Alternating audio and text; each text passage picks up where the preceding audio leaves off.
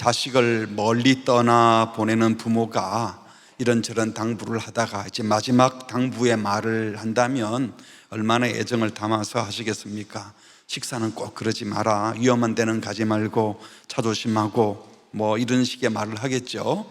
마찬가지로 고난 중에 있는 믿음의 식구들, 그리스도인들에게 이 긴 편지를 마무리하는 이 인사말에도 사도 베드로가 마음을 담아서 하고 있을 겁니다. 이 인사말 한마디 한마디 분명한 뜻이 있을 터인데 어떤 뜻으로 사도가 말을 하고 있는지 살펴보려고 합니다. 당시 헬라의 편지 글 마무리에는 보통 서원, 건강기원, 또 편지를 쓴 목적, 또 편지 전달자에 대한 언급이 거의 다 나옵니다. 그런데 이 편지에는 편지 마무리에 거의 필수적으로 들어가는 건강에 대한 기원이 없다는 것이 매우 특별합니다. 동서고금을 막론하고 건강에 대한 안부와 기원을 하는 것은 너무나 당연하고 필수적인 인사죠. 하지만 지금 사도 베드로는 고난 중에 있는 그리스도인들에게 편지를 쓰면서 건강하기를 바랍니다, 몸 건강하기를 바랍니다, 이런 안부를 하지 않는다는 겁니다. 무심해서일까요? 아닙니다. 왜 그랬을까요? 이 그리스도인들에게는 육체의 건강 중요하지만 그것이 인생의 최대 목표도 아니고 또 이 편지를 마무리하는데 꼭 써야 될 말도 아니었다는 겁니다. 그저 무병장수하는 것, 무탈하게 지내는 것, 오장육부 튼튼한 것, 별탈 없이 잘 먹고 잘 사는, 편안한 집에 잘 사는 것이 성도들이 추구받아야 될 중요한 인사거리가 아니라는 것이죠. 더구나 이렇게 중요한 편지를 쓰면서 마지막에 세상 사람들이 다 그런 인사를 한다고 해서 베드로도 그런 인사를 하고 싶은 마음이 없었던 것일 겁니다. 성도에게 정말 중요한 관심은 하나님의 부르심을 받아 영원한 영광에 이르는 것이고, 하나님의 은혜를 기억하면서 믿음과 소망을 가지고 지금 만나는 사람들을 사랑하고 지금 하나님을 예배하며 잘 사는 것이 훨씬 더 중요했기 때문입니다. 별것 아닌 것 같지만 여기서 우리는 중요한 것을 배우게 됩니다. 교회도 성도들도 세상에서는 형식을 똑같이 취할 수는 있어요. 하지만 담는 내용은 세상과 전혀 달라야 한다는 것입니다. 지금 사도 베드로가 세상 사람들처럼 똑같이 편지라고 하는 통신 방식을 취하고 있고 글이라고 하는 형식으로 마음을 전하고 있지만 그 내용과 표현 방법은 전혀 달랐습니다. 오늘 우리도 그렇지 않습니까? 세상 사람들처럼 글을 쓰고 페이스북, 인스타그램, 카톡을 합니다. 댓글을 달고 답신을 하고 좋은 내용이 있으면 이곳저곳 회람시키는 링크를 걸어서 보내기도 합니다. 그런데 그것을 사용하는 태도와 목적, 무엇보다도 그 담긴 내용들이 세상 사람들이 주고받는 내용과 다른가요?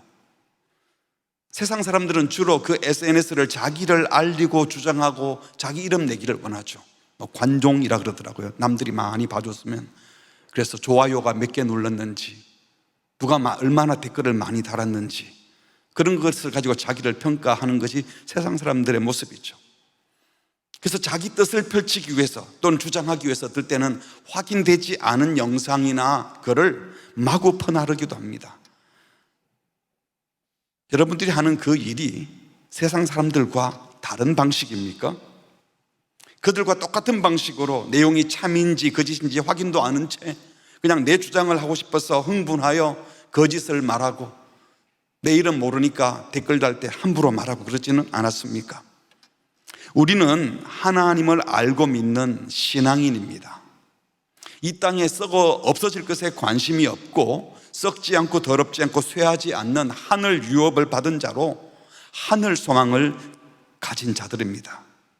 그렇다면 가치가 다르고 소망이 다르면 지나가면서 하는 말들, 튀어나오는 인사말들이 달라야 한다는 거예요. 그런데 그리스도인들이 하는 말들이 온통 이 땅의 것으로 자랑하고 썩어 없어질 이 세상의 것으로 가득 차 있지는 않습니까? 그렇게 신앙이 좋다 하는 분들이 자식 자랑하는 이야기를 들어보면 이분들이 정말 하늘 소망을 가진 사람들인지 땅의 것에 파묻힌 사람들인지 분간이 안 될 때가 있어요. 우리 아이들이 손해보면서 정직하게 살려고 하고 주변 사람들 맨날 챙기고 사는 것 보면 내가 참 부끄러워요. 11조만 드리라 그랬더니 막 더 드리고, 아유, 자기들도 살아야 되는데. 나는 말로는 하나님을 신뢰하라고 하고는 아이들이 세상적으로 불편하게 살까봐, 경제적으로 넉넉하지 못할까봐 그런 걱정을 다 하고 있었는데 오히려 아이들이 우리보다 더 잘하더라고요. 주님 기쁨 되는 삶 살려고 헌신하려고 하는 것 보니까 부끄럽고 미안하고 그러면서 참 감사해요. 이런 말 들어보셨지요? 안 들어보셨습니까? 그렇게 말해야 되잖아요. 그런데 신앙생활하는 사람들이 모여서 대화를 들어보면 교회 직분자들인데 우리 자식 연봉이 어떻고 아파트 몇 평에 이번에 장만을 했고 손자 손녀들이 공부를 잘해서 어느 대학을 갔고 지난번에 사준 아파트 값이 몇 배로 올라서 수지 맞았고, 이런 주제인 경우가 얼마나 많습니까? 그래서 한참 듣고 있다가 그래서 아이들 신앙생활은 잘하나요? 라고 물으면 어릴 때는 교회 열심히 나갔는데 아이고 뭐 대학 갈 때부터 뭐가 그래 바쁜지, 그게 기도 제목이긴 해요. 그게 기도 제목이긴 한 게 아니고 그게 문제죠. 너무 많은 그리스도인들, 너무 많은 교회들이 썩지 않고 쇠하지 않는 하늘나라를 소망하고 있는 것이 아니라 말은 하늘나라인데 실제로는 썩어질 세상에 헌신하고 있어요. 잠시 있다 사라질 세상 것 더 많이 누리는 것이 목표예요. 그래서 그냥 하는 말도, 예의 갖추어서 한다는 말도 세상과 전혀 다를 바가 없는 경우가 얼마나 많습니까? 사랑하는 성도 여러분, 바라기는 그냥 지나가면서 하는 인사말도 달랐으면 좋겠습니다. 우리의 대화의 주제가 여전히 땅의 것 더 많이 누리는 것이 아니라 하늘 백성으로 하늘 영광을 소유한 자로 그것을 사모하는 마음을 주고받았으면 좋겠습니다. 아멘 안 해요? 그랬으면 좋겠습니다. 네. 그래서 세상 사람들 우리를 볼 때 한참 얘기하다가 우리랑 똑같은 줄 알았는데 알고 보니 많이 다르네요. 좀 더 살아보더니 우리랑 전혀 다르네요. 그렇게 사시군요 라는 소리를 듣기를 주의 이름으로 축복합니다. 사도는 편지 마지막에 내가 신실한 형제로 아는 실루아노로 말미암아 너에게 간단히 써서 하면서 실루아노라는 사람을 언급합니다. 여기에 내가 실루아노로 말미암아 너에게 써서라고 한 것은 베드로 사도가 편지를 쓴 저자이긴 하지만 실루아노라고 하는 이 형제가 편지의 대필자 혹은 편지 전달자였다라는 것을 말해주고 싶었던 거고, 또 이 대필자 혹은 전달자인 실루아노가 어떤 형제라고요? 신실한 형제, 즉 믿을 만한 사람이라는 사실을 말해주고 싶었던 것이죠. 바울이 쓴 로마서에 보면 거의 편지 대부분에 그런데 로마서 16장 22절에 이 편지를 기록하는 나 더디오도 이렇게 말합니다. 로마서는 바울이 썼는데 이것을 글을 쓰고 있는 사람은 더디오라는 대필자가 있다는 것을 말해주는 것이죠.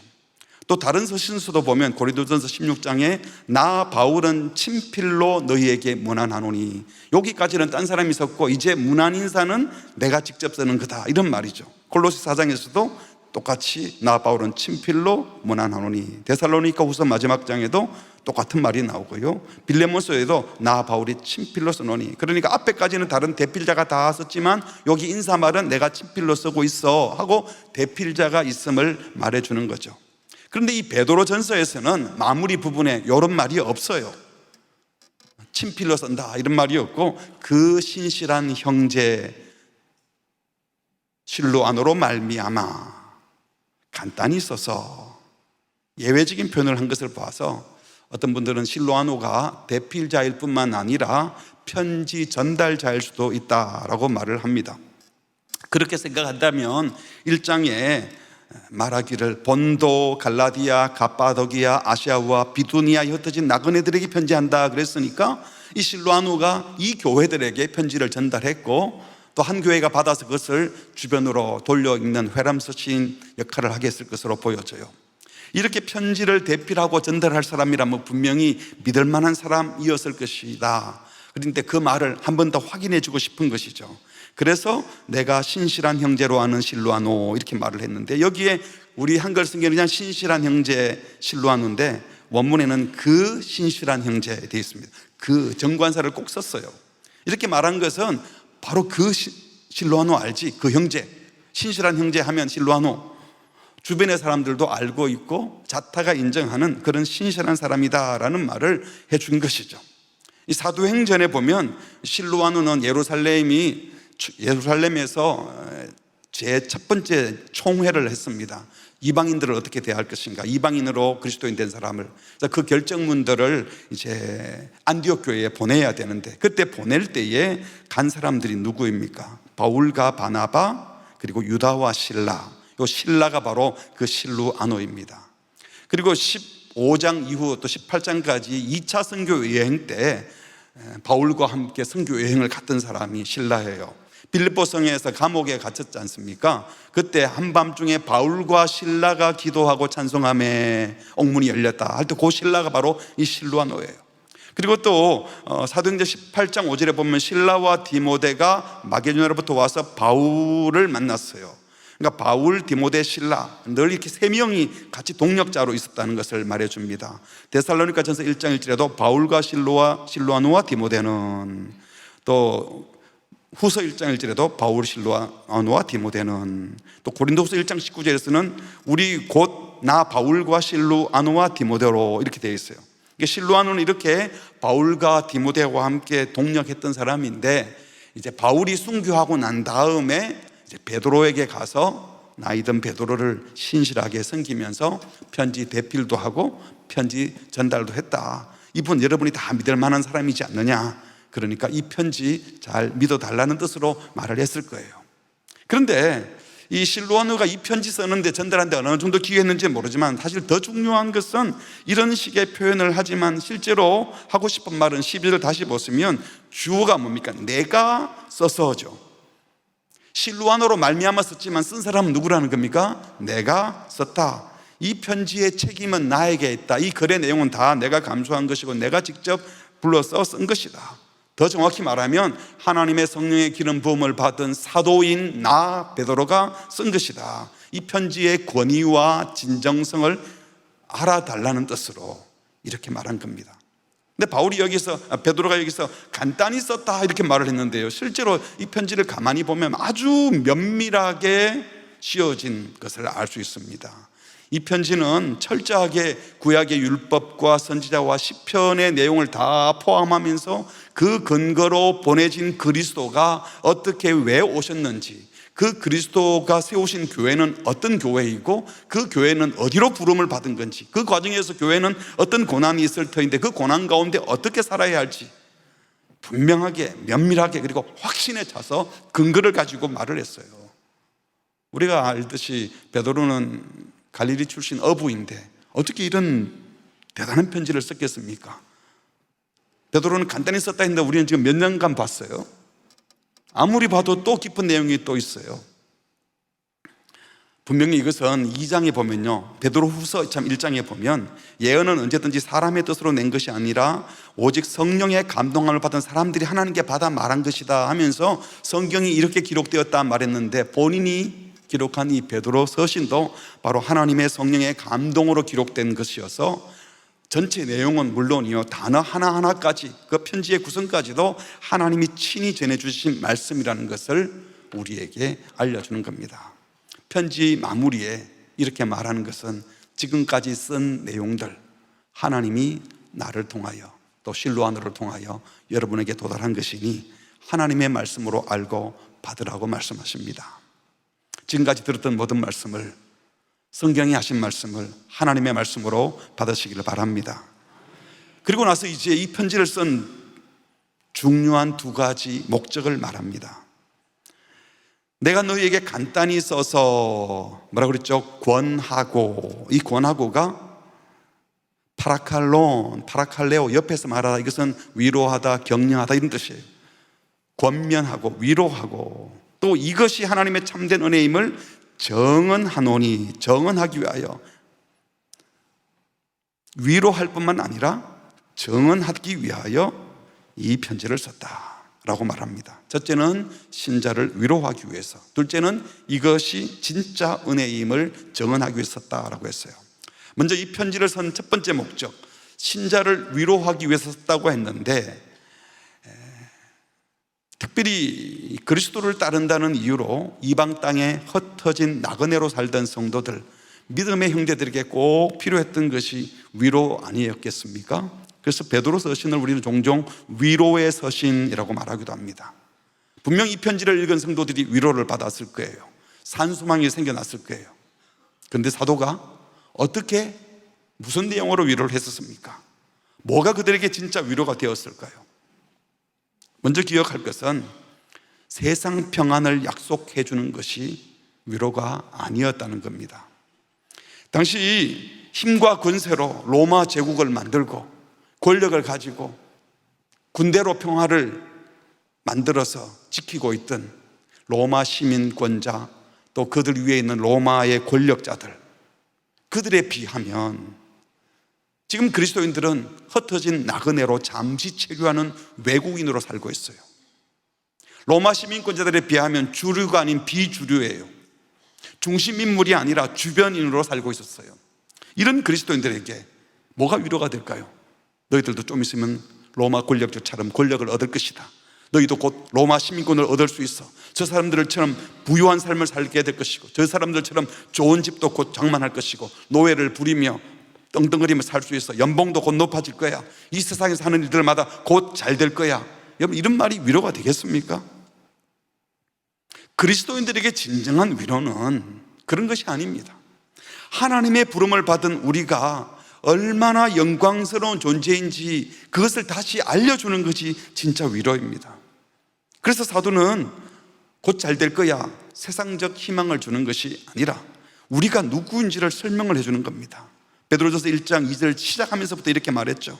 곧 하나님 아버지의 미리 아심을 따라 성령이 거룩하게 하심으로 순종함과 예수 그리스도의 피뿌림을 얻기 위하여 택하심을 받은 자들이다. 너희들은 황제의 아들이 아니라 하나님의 택함을 받은 하나님의 자녀이다. 로마 시민권이 아닌 하늘 시민권을 가진 자들이다. 하나님께서 우리 인생 최종 목적인 영원한 영광으로 우리를 부르셨고, 그 목적지에 이르는 과정에서 성령이 함께 하실 것이다. 모든 은혜의 하나님이 계속 우리와 함께 하신다. 이 세상 기준으로는 신분이 불분명하다 하겠지만, 아직 영주권도 시민권도 없는 자이지만 우리는 저 하늘나라의 영원에 잇대어 있는 자들이고, 하늘 보좌의 주님과 이미 함께 안침받은 영광스러운 존재들이다. 지금 그 말을 하는 겁니다. 사랑하는 성도 여러분, 참된 위로는 바로 여기에 있는 겁니다. 세상은 우리를 정처 없는 떠도는 방랑자로 볼지 몰라도 우리 그리스도인들은 결코 방황하는 방랑자가 아니에요. 하나님의 부르심을 받아 영원한 영광으로 부름을 받은, 다시 말하면 분명한 목적지를 알고 있고 목적지가 이미 정해진, 확실히 도착할 지점이 있는 그곳으로 가고 있는 황홀한 순례자입니다. 정처 없는 방랑자가 아니라는 거예요. 우리는 썩고 더럽고 쇠하는 이 세상의 것, 죽음과 허무에 복종하고 있는 이 세상 나라에 속한 자들이 아니라 썩지 않고 더럽지 않고 쇠하지 않은 영원한 하나님 나라에 속한 자들입니다. 그리스도와 함께 살고 죽어서 그리스도와 함께 하늘에 안침받은 영광스러운 존재들입니다. 우리는 이미 죽음을 이기고 죄를 이기고 영생을 이미 받아서 누리고 있는, 이미 그 영생을 살고 있는 자들입니다. 그래서 화인 맞은 양심, 더러운 양심, 죄된 양심이 아니라 거듭난 심령에 주신 회복된 양심, 하나님이 주신 선한 양심을 가지고 고난받더라도 이 세상을 살아가는 자들입니다. 우리가 그런 존재들이다. 우리가 지금 고난받고 있다면 우리가 하늘 시민권을 가지니까 그렇게 사는 거다. 선한 양심을 따라 사니 그렇게 사는 것이다. 우리 존재가 그런 존재다. 이것을 제대로 알려준 것이 베드로가 그들을 위로한 방식이었습니다. 무엇보다 중요한 것은 이 길은 우리가 개척해서 가는 길이 아니에요. 낯선 길이 아니에요. 예수님이 이미 앞서가신 길을 따라가는 길입니다. 주님이 이미 고난을 통과하여 부활하시고 성천하셔서 하늘 보좌 우편에 계십니다. 그러니 낯선 길이라고 두려워할 이유가 없어요. 고난이 오니까 왜 이런 고난이냐 놀랄 일이 아니라니까요. 더구나 이 길은 우리 홀로 가지 않고 세상 끝날까지 너희와 항상 함께 있으리라 약속하신 주님이 함께하는 길입니다. 뿐만 아니라 교회 공동체가, 믿음의 식구들이 함께 가는 길입니다. 사도 베드로가 자기를 증명할 때 함께 고난에 동참한 나는 여러분과 함께 저도 고난에 동참하고 있어요, 그런 식으로 말을 했잖아요. 외롭지 않은 길이라는 거죠.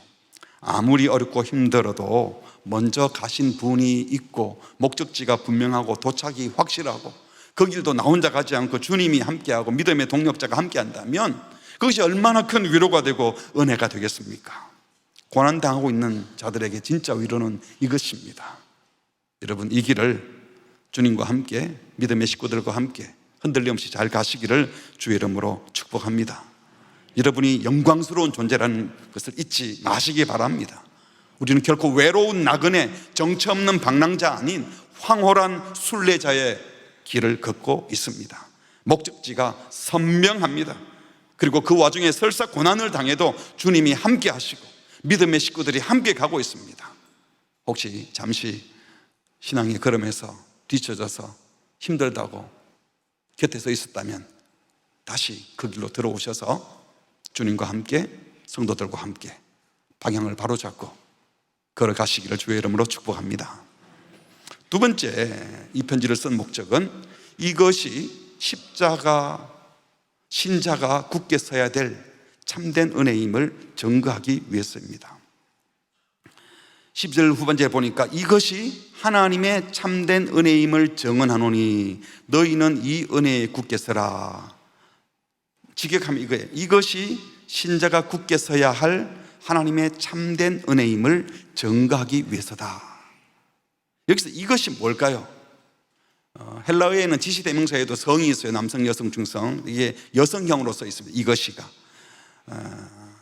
편지, 에피스톨레, 편지가 여성형이기 때문에 베드로 서신 전체를 가리키는 것일 거다라고 말하는 분도 있고, 또 은혜라는 단어, 카리스가 여성형이니까 베드로 전서에 나오는 모든 은혜를 가리키는 것이다 말씀하는 분도 있고요.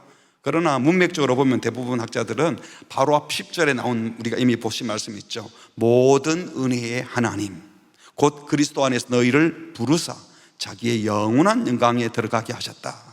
시작과 끝을 이미 다 은혜로 준비해 주신 분이 하나님이다. 은혜의 하나님이다. 그리고 그 은혜의 하나님이 그 과정에 잠깐 고난받는 현실의 고난 때문에 영원한 영광으로 들어가는데 차질이 생기지 않도록 온전하게 하시고 굳건하게 하시고 강하게 하시고 틀을 견고하게 하시는 모든 은혜를 주신다. 과정에서도 은혜를 주신다. 부르시고 목적지 도달하는 데도 은혜를 주실 뿐만 아니라 과정에서도 은혜 주시는 모든 은혜의 하나님 할 때 그 은혜가 참된 은혜라고 말씀하는 것이죠. 그러니까 참된 은혜는, 여러분, 참된 은혜는 이 세상 속에서 세상 복 많이 받아 아무 탈 없이 세상적으로 잘 되는 것이 아니라 세상에서 불러냄을 받아 영원한 영광의 목적지로 가도록 그 과정에 썩지 않고 더럽지 않고 쇠하지 않은 하늘 영광을 바라보면서 이 세상 것에 물들지 않도록 지켜 보호해 주시고 고난을 이겨내게 하시는 하나님의 인도함을 받는 것이 진짜 은혜라는 겁니다. 아멘. 아멘. 그러니까 하나님의 인도함을 받아 앞서가신 그리스도를 이렇게 따라가야 되는데 그 길에서 잠시 고난을 당할 거예요.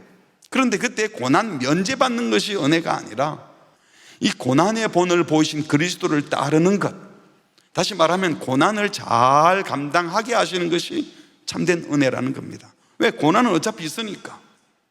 이 주님을 따를 때 주님이 어떻게 하신다고 했습니까? 친히 온전하게 하시고 고난 때문에 빗나가면 다시 회복하여 일어나게 하시고 굳건하게 하시고 딱 서서 마귀를 대적하게 하시고 강하게 하시고 싸울 힘을 주신다 그랬잖아요. 하나님을 아는 지식으로 말씀과 성찬과 공동체를 통해서 하나님 뜻대로 살게 하시고 또 털을 견고하게 하시는, 세상에 뿌리 박지 않고 그리스도에게 뿌리를 내려서 끝까지 은혜 안에 머물며 고난을 잘 감당하게 하시는 하나님의 인도함을 받는 것, 이게 참된 은혜라고 말씀합니다. 그럼 왜 고난을 잘 감당하는 것이 참된 은혜이겠습니까? 고난의 십자가를 통해서만 영광에 이르기 때문이에요. 겉으로는 은혜처럼 보이지 않지만 하나님이 우리를 부르실 때 예수 그리스도의 십자가를 통해서 우리 죄를 사하시고 그의 죽음 이후에 부활이 있어서 우리도 구원하신 것처럼 우리도 그 영원한 영광에 이르려면 모든 은혜로 함께 하시는 본질인 십자가의 고난의 은혜를 경험해야 한다는 겁니다. 그리고 실제적으로도 그 고난을 통해서 우리가 죄와 상관없이 사는 은혜, 자유하는 은혜, 안식하는 은혜를 누리게 되기 때문입니다. 4장에서 이미 그 말씀을 드렸었는데요, 4장 1절에 보니까 그리스도께서 이미 육체의 고난을 받으셨으니 그리스도께서 육체의 고난을 받아 죽고 부활하시기 때문에 우리가 죄 사함을 받아서 죄에서 자유해지지 않았습니까?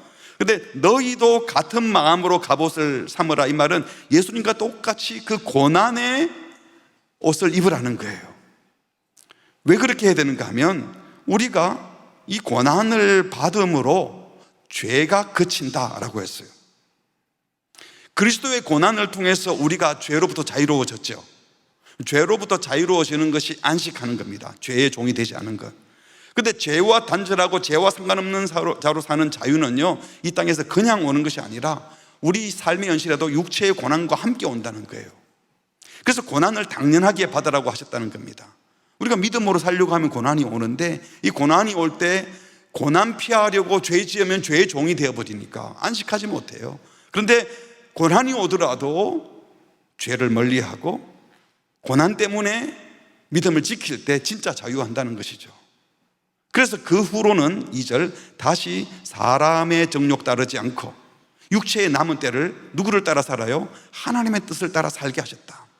영적인 영광의 관점에서 고난을 대하면 우리가 저 영광을 가기 위해서 지금 고난을 당하고 있다, 그러면 이 남은 날을 죄와 상관없이 사는 은혜를 누리는 게 훨씬 더 복이라는 거예요. 죄 좀 짓고 몸 편해지는 것이 아니라, 다시 말씀드리면 여러분, 우리가 신자가 선한 양심으로 살려고 하면 세상에서는 당연히 어려운 일이 발생해요. 그런데 그때 좀 편해지게 살다 맨날 이래 살아야 되나? 그 양심을 팔면 자유합니까? 종이 됩니까? 몸은 불편할지 모르지만, 몸은 편해질지 모르지만 양심을 팔면 바로 죄의 종이 되는 거예요. 자유하지 못하다는 거예요. 그래서 선한 양심으로 사는 길을 택해라, 고난을 택해라는 겁니다. 십자가의 고난이 그래서 우리를 진짜 자유케 하는 것이다. 선한 양심으로 살다가 고난 받으면 그것이 우리에게 복이다. 그 복을 택해라는 것입니다. 이 고난의 은혜를 아는 사람들은 세상 중심에서 악과 싸워 이기고 악을 정복하는 삶을 삽니다. 그냥 고난을 피하고 악과 싸우지 않고 숨어 사는 것이 아니라, 그리고 싸우다 보면 우리의 약함이 드러나요. 그럼 겁먹지 않습니다. 오히려 약함 때문에 주저앉는 것이 아니라 오히려 약할 때 강함 되시는 주님을 찾고 주님의 은혜를 간절히 구해요. 여러분 주변에도 보세요. 이때까지 인생에 고난 한 번도 없었고 문제 한 번도 없었다 그러면서 나는 하나님의 은혜에 감사한다, 제대로 된 감사 들어본 적 있습니까?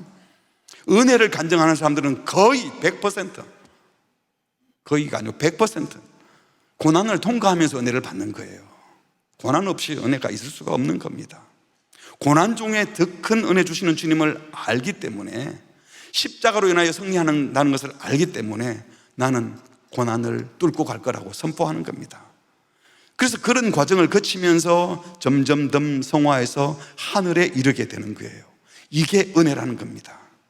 그렇습니다. 우리 모두는 고난 가운데 모든 은혜의 하나님을 더 깊이 경험하게 됩니다. 우리 성도님들도 멀쩡해 보여도 보면 다 어디 여기저기 문제가 있어요. 몸이 아프든지 관계가 어렵든지 풀리지 않은 숙제가 있어서 뭐 하나씩 쥐고 있죠. 아무것도 없는 분 여기 안 나왔을걸요. 그렇지 않습니까? 근데 그 문제가, 그 어려움이, 그 고난이, 그 숙제들이 우리를 하나님을 더 찾게 하고 하나님의 은혜로 살게 하는 겁니다. 그 문제들로, 그 고난을 통과하면서 그리스도와 더 깊이 연합하고 그리스도께 더 깊이 뿌리 내리고, 그래서 교회도 더 든든해지고 마침내 영광에 이르는 겁니다. 사랑하는 성도 여러분, 그러니까 고난이 오면 어떻게 피할까, 어떻게 거부할까 이런 생각을 하지 말고 이걸 어떻게 감당할까, 그래서 그 가운데 더 깊은 은혜를 누릴 작정을 하십시오. 고난을 받더라도 죄에서 자유해야 되지 않겠습니까? 고난을 받더라도 우리 영혼이 안식을 누려야 되지 않습니까? 고난을 당해서 내 힘에 버겁다 하는 고난 때문에 오히려 약할 때 강함 되시는 주님을 경험하게 되는 겁니다. 그래서 고난이 은혜인 줄 믿습니다. 그러므로 하나님의 참된 은혜는 그리스도의 고난과 함께 주어집니다. 반드시. 오늘 12절에 하나님의 참된 은혜임을 정언한다 할 때 은혜를 정언이라는 헬라어 단어가 에피마르투론, 마르투레오에서 나온 단어이죠. 이걸 썼어요. 그런데 바로 앞 1절에 보면 베드로가 자기를 소개하면서 나는 그리스도의 무슨 증인이라 했습니까? 고난의 증인 할 때 이 고난의 증인, 증인이 마르투스예요. 같은 단어예요. 에피마르투레온 또 마르투스 같은 어근을 가진 건데, 자, 한쪽에서는 은혜를 증거한다라고 말하고 또 한쪽에서는 무슨 증인이라고? 고난의 증인이라고. 베드로의 머릿속에 은혜 하면 뭐가 떠오르는 거예요? 고난. 고난 하면서도 뭘 생각하고 있었겠어요? 은혜를 생각한 거예요. 이 단어를 이렇게 혼용해서 쓰는 거예요. 하나님의 참된 은혜는 그리스도의 고난과 깊이 관련이 있다는 겁니다.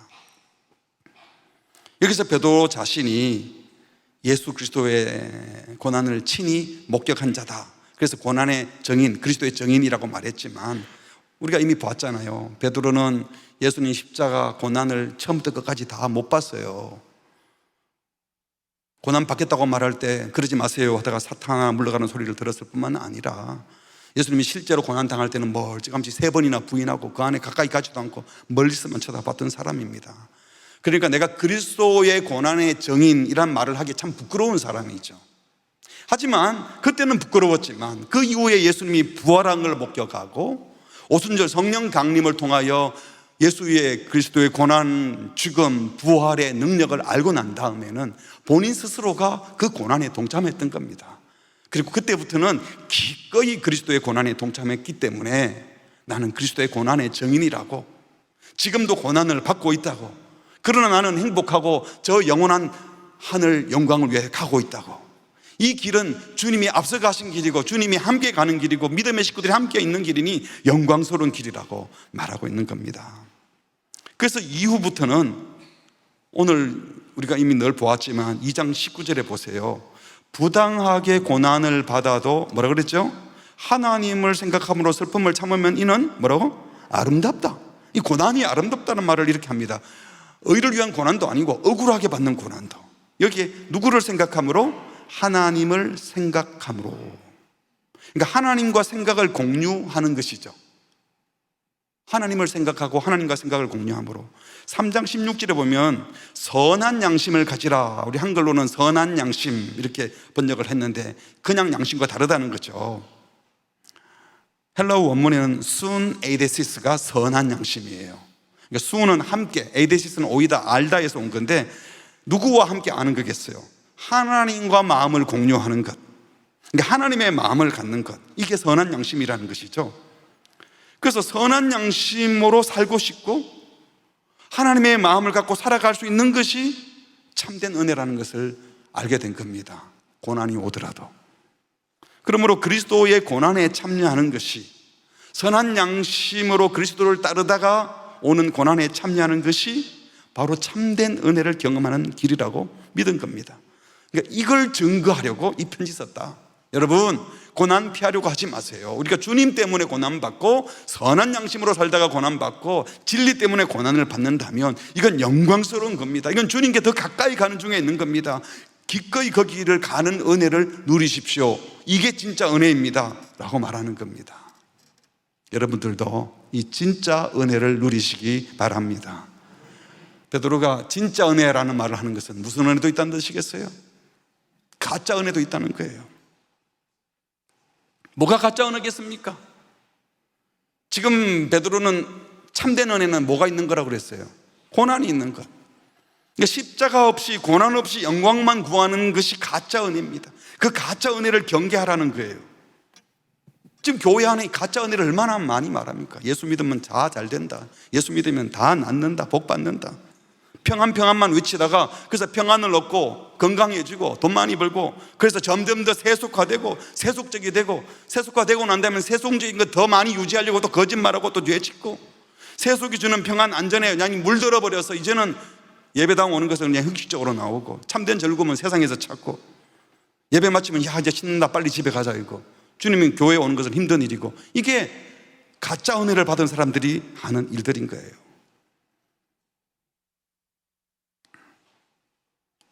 그런데 우리가 현실의 삶에서 늘 이 말씀을 듣고 신실하게 열심히 사는데 그래도 좀 정도껏 하셔야 되는데 왜 이렇게 고난을 많이 주십니까? 이런 생각이 들고, 또 고난이 줄어드는 게 아니라 점점 커지기만 하는 것처럼 되면 의심이 생기죠. 도대체 그리스도인으로 살아간다는 게 무슨 의미가 있나? 천국에 가서만 좋은 날이 있다고? 그러면 지금 꼭 신자답게 계속 살아야 돼. 지금은 살짝 옆길로 좀 가고 세상 재미도 보다가 막판에 가서 한번 회개하고 그리고 천국 가면 되는 거 아닐까? 혹시 내가 신기루를 붙들고 있는 것은 아닌가? 고난이 지속되면 신앙의 회의가 들고 계속되는 압제와 어려움이 있으면 의심스러워지는 것이 보통 사람들의 상황이죠. 얼마든지 그럴 수 있습니다. 물어도 돼요. 그런데 그때 진짜 물어보세요. 하나님께 진심으로 물어보세요. 주님, 나는 왜 이렇게 고난이 많고 쟤네들은 이렇게 잘 삽니까? 저 사람들이 더 행복해 보이는데요. 계속 기도해 보세요. 계속 기도해 보세요. 그럼 주님이 그래 진짜 행복해 보이더냐? 그 사람들이 끝이 어떻게 될 것 같으냐? 그들이 몇 년간 더 살 것 같으냐? 또 그들이 행복해 보이는데 진짜 속에 들어가 봐라. 진짜 행복한가? 하나님께 물어보고 세상 사람들에게도 직접 물어보세요. 여러분이 부러워하는 사람들에게 정말 행복한지. 내가 힘들어 잠시 부러워하던 그것이, 내가 정말 힘들어서 들으면 좋겠다 하는 그것이 사실은 오히려 신기루이고, 우리가 부러워하는 세상 것들이 잠시 있다가 사라질 것들이 이미 다시 확인될 겁니다. 그러니까 의심해도 돼요. 그래서 의심만 하지 말고 진짜 물어보세요.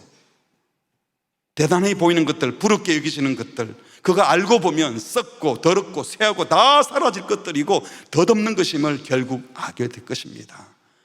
가짜 은혜에 속지 마시기 바랍니다. 참된 은혜는 거룩하신 하나님의 부르심을 받아 영원한 영광에 이르게 될 것을 확인하고 확실하며 지금 주님의 보호하심을 받고 사는 것이 복인 줄 믿습니다. 이 복이 은혜인 줄 믿습니다. 이 세상 복 받게 하는 은혜가 아니라 오히려 이 세상을 진짜 복되게 하는 것이 은혜인 줄 믿습니다. 베드로전서 1장 22절, 너희가 진리를 순종함으로 너희 영혼을 깨끗하게 하여 거짓이 없이 형제를 사랑하기에 이르렀으니 마음으로 뜨겁게 서로 사랑하라. 너희가 거듭난 것이 썩어질 씨로 된 것이 아니요 썩지 아니할 씨로 된 것이니 살아있고 항상 있는 하나님의 말씀으로 되었느니라. 세상에 썩어 없어질 것도 참 많은데 썩지 않고 더럽지 않고 쇠하지 않는 하늘 영광을 바라보며 이 땅에서 썩지 않는 하나님의 말씀에 씨앗이 심겨져 있어서 그 말씀이 싹 나서 열매를 맺어서 깨끗하게 사랑하고 거짓 없이 사랑하고 이 땅에서 끝까지 주님 바라보며 살아가는 것, 이것이 참된 은혜인 줄 믿습니다. 말씀을 정리하겠습니다. 우리는 종종 은혜 많이 받았어요, 은혜 받았습니다 라는 말을 해요. 그런데 그 은혜가 무엇입니까? 그 은혜가 바로 이것이어야 합니다. 그리스도의 고난과 죽음과 부활에 감사하면서 나도 함께 그리스도를 따르고 싶은 열망이 생겨난 것, 그것이 은혜입니다. 영혼에 이르는 길에 이르는 중에 고난을 기꺼이 받아들이고 싶은 마음이 드는 것, 예전에 나의 도덕성으로 살지 않고 거듭난 심령에 회복된 양심, 선한 양심, 주님의 마음을 품고 살고 싶은 마음이 드는 것, 고난이 따르더라도 기꺼이 거기를 가려는 마음이 생긴 것, 이것이 은혜 받은 거예요. 왜냐하면 우리가 구원받은 것이 이 땅에 정착해서 이 땅에 영원히 평안히 살기 위해서가 아니라 영원한 그 나라로 방향을 틀어서 영원한 영광의 나라로 순례자로 살기로 시작한 것이 신앙의 출발이고 그것이 구원이기 때문입니다. 그 끝과 목적지가 너무 분명하기에 우리는 이미 구원받았다라고 선포합니다. 그리고 여전히 그 구원의 여정 길에 들어서 있습니다. 그 여정 중에 고난이 올 텐데 그것을 이상하게 생각하지 않고 십자가 지신 주님, 앞서가신 주님을 바라보며 주님과 함께 그 길을 걸어가는 것이 은혜 받은 자의 삶입니다. 우리가 받은 은혜는 결코 싸구려 은혜, 값싼 은혜가 아니라 값비싼 은혜입니다. 독일의 신학자 보네퍼 목사님이 이 값싼 은혜라는 단어를 썼어요. 당시 독일의 기독교라고 하는 종교들이 다 히틀러에게 항복하고 그 말도 안 되는 짓거리에 동조하고 할 때에 이 값싼 은혜, 예수의 생명값으로 구원을 받은 사람들이 이 땅의 것에 몰입되어서 이 땅의 권세자에 굴복하는, 이건 싸구려 은혜를 받은 거다, 진짜 은혜는 그런 것 아니다 라고 말을 한 거죠. 그런데 값싼 은혜도 아닌 오늘 사도 베드로의 말에 의하면 가짜 은혜를 은혜라고 말하면서 살고 있지 않는지 돌아보라고 말합니다. 십자가를 지고 기꺼이 주님을 따르는 진짜 은혜를 받아 누리시기 바랍니다. 우리가 든든히 서야 될 곳은 우리가 지금까지 살아왔던 나의 사역이나 나의 이력이 아니라 주님이 지금까지 베푸셨던 그 은혜 위에 서야 됩니다. 우리는 단 한순간도 은혜 없이는 살 수 없고 모든 것이 은혜였습니다. 그렇다면 앞으로도 하나님이 베푸실 은혜를 생각하며 그 은혜 위에 든든히 서셔서 매 가정마다 함께 하실 주님을 신뢰하면서 방향 흐트리지 마시고 우리가 가야 할 길을 믿음의 식구들과 함께 끝까지 잘 가시기를 주의 이름으로 축복합니다. 옆 사람과 이렇게 인사합시다. 옆길로 새지 말고 방향 잡고 같이 잘 갑시다. 옆길로 새지 말고 방향 잡고 같이 잘 갑시다. 예, 우리 같이 찬양하도록 하겠습니다. 주 나의 모습 보네, 상한 나의 맘 보시네, 주 나의 눈물 안에 홀로 울던 맘 아시네. 세상 소망 다 사라져갈 것처럼 보여도 주님의 사랑은 여전하고 살아가는 순간순간이 다 은혜인데 하나님이 은혜 안에 머물겠습니다, 은혜로 살겠습니다, 진짜 은혜를 구하겠습니다, 이런 마음을 담아서 함께 고백하겠습니다. 주 나의 모습 보네, 상한 나의 맘 보시네, 주 나의 눈물 안에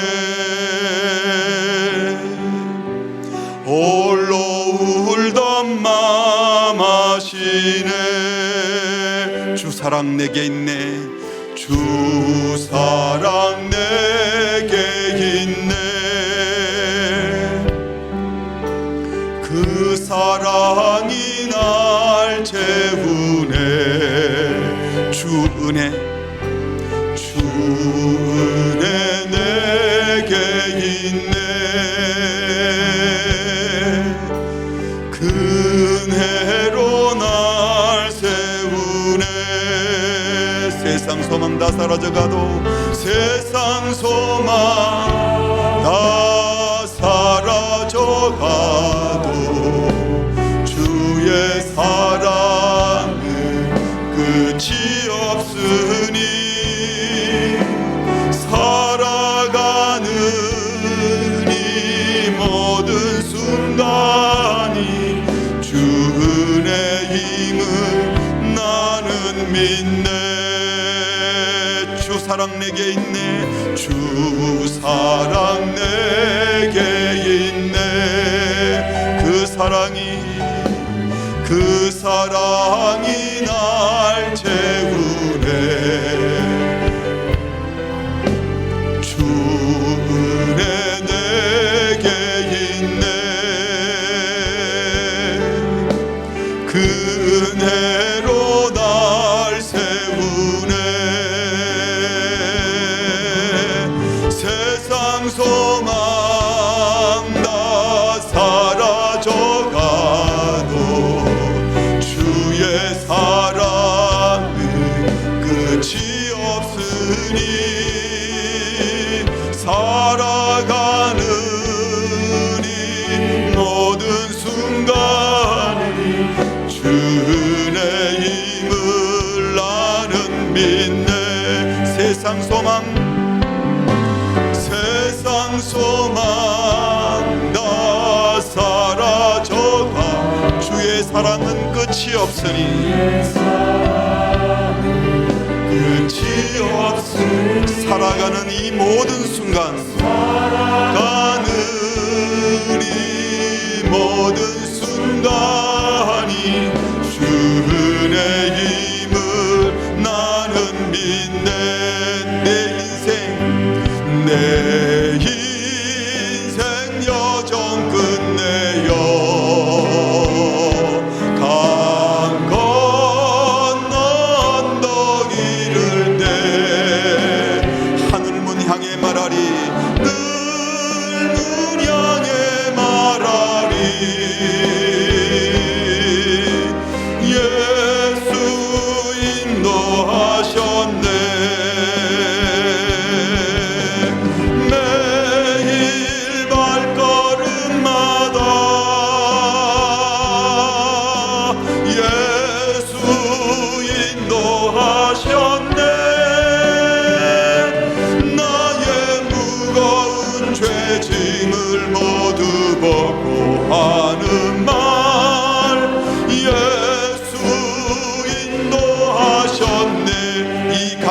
아낄 인생을 다시 맡길 인생을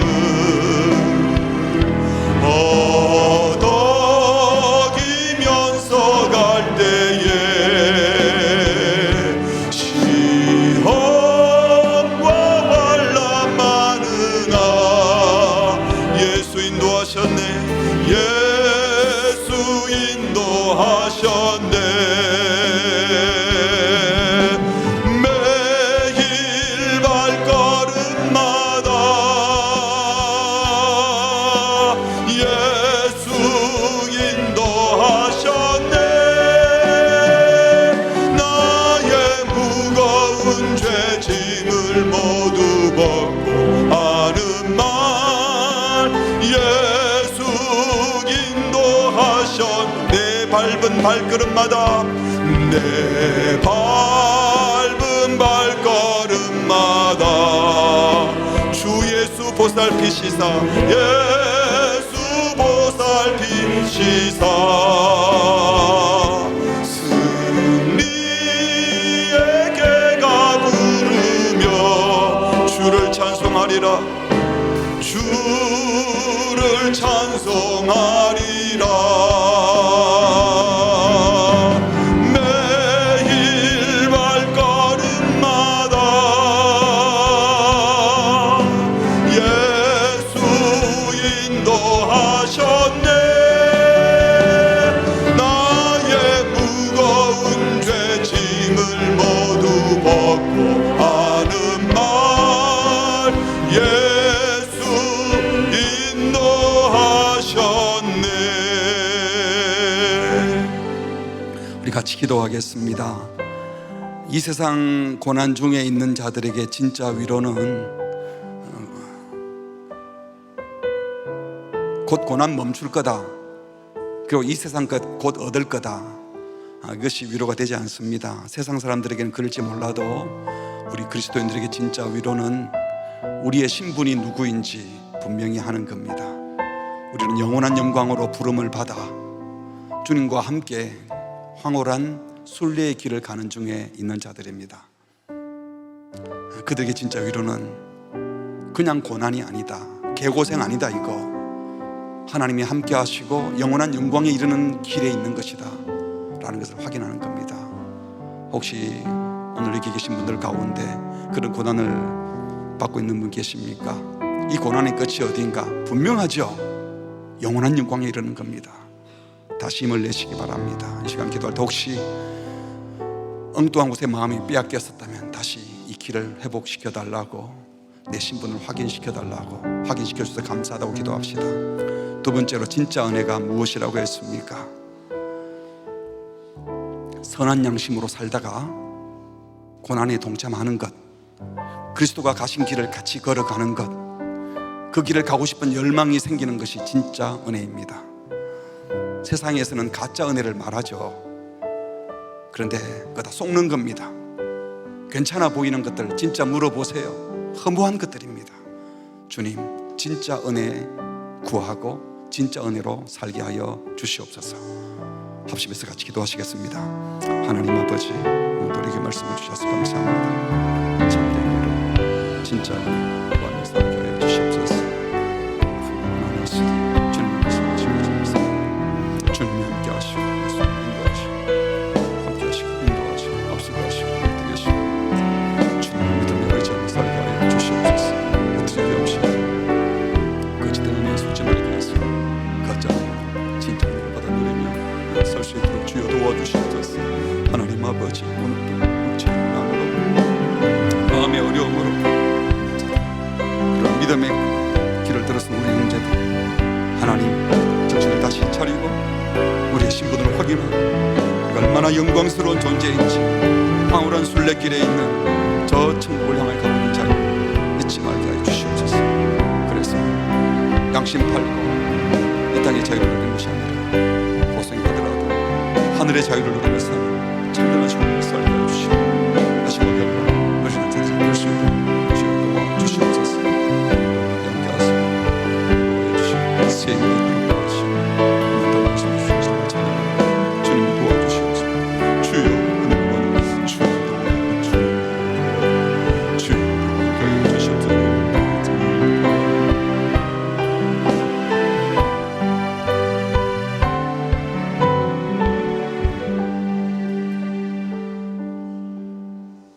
우리를 구원하셔서 영원한 영광에 이르도록 확정 지어 두시고 그 여정에 실수하고 빗나가더라도 끝까지 온전케 하시고 굳건하게 하시고 강하게 하시고 견고케 하시는 은혜를 주시는 주님을 찬양합니다. 이 은혜를 받은 자로 주님, 거짓 위로가 아닌 우리의 신분을 확인한 참 위로를 사모하며 가짜 은혜가 아닌 십자가의 고난을 통하여 얻게 되는 영광을 구하며 살게 하여 주시옵소서. 잠시 이 땅에서의 편안함과 자유함과 안식을 누리려다가 양심 팔아버리고 사탄의 종이 되고 죄의 종이 되는 감옥에 갇히지 말게 하시옵고, 고난을 당하더라도 신자의 자유, 참된 양심의 자유를 누리며 선한 길, 주님이 기뻐하는 길을 끝까지 걸어가게 하여 주시옵소서. 어려운 길이긴 하지만 주님이 앞서 가신 길이고 믿음의 동료들이 함께 가고 있고 주님이 손잡아 주는 길인 줄 알고 하나님 당당하게 하늘 시민권을 가진 자로 이 길을 잘 가게 하여 주시옵소서. 예수님의 이름으로 기도합니다. 아멘.